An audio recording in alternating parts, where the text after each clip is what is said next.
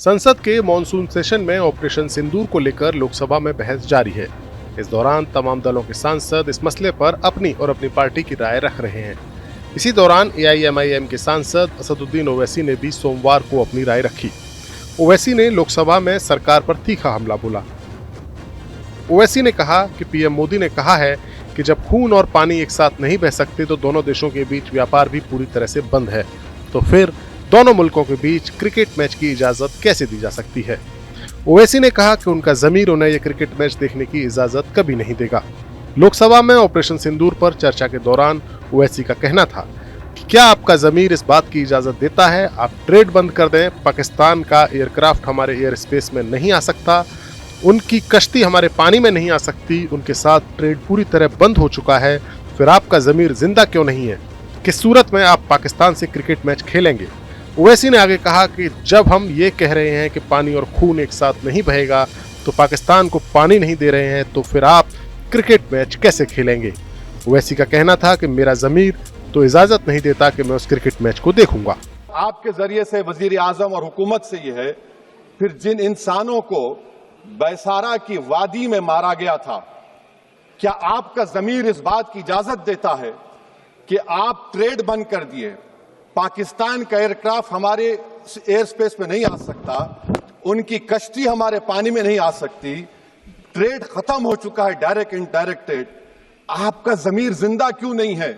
किस सूरत से आप पाकिस्तान से क्रिकेट मैच खेलेंगे?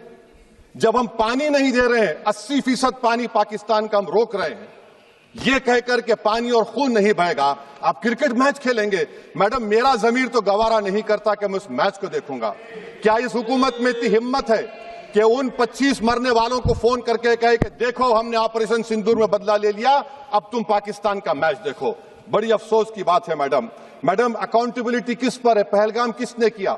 7.5 लाख हमारी फौज और सेंट्रल पैरामिलिट्री फोर्स है, ये कहां से 4 चूहे घुसकर हमारे भारत के नागरिक को मारे? अकाउंटेबिलिटी किस पर फिक्स होगी? एलजी पर फिक्स होगी तो एलजी को बरतरफ करिए, आईबी पर आती है तो एक्शन लीजिए, पुलिस पर आती है तो एक्शन लीजिए, मगर आप ये समझ रहे हैं कि ऑपरेशन कर दिया और हम खामोश लोग भूल जाएंगे। अकाउंटेबिलिटी फिक्स करना पड़ेगा। मैडम, डिटरेंस आपकी क्या है? आपने सर्जिकल स्ट्राइक किया, आपने बालाकोट किया, फिर ये पहलगाम हुआ, तो आपकी डिटरेंस की पॉलिसी नाकाम साबित हुई, कश्मीर की पॉलिसी नाकाम साबित हुई, 370 हटा दिया आपने एक रियासत को यूटी बना दिया और उसके बावजूद भी दहशतगर्द वहां पर पहुंच गए।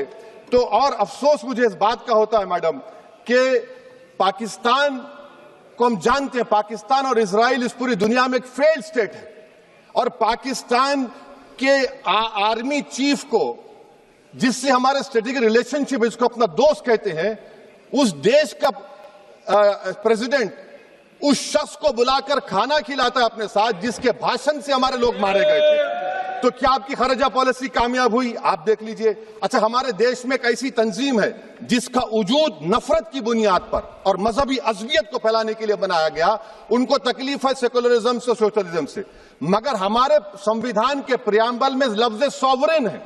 सॉवरेन का मतलब यह है कि हम खुद मुख्तार हैं, हम हाकिम आला हैं, हम अपने मुल्क के मुकद्दर का फैसला करेंगे।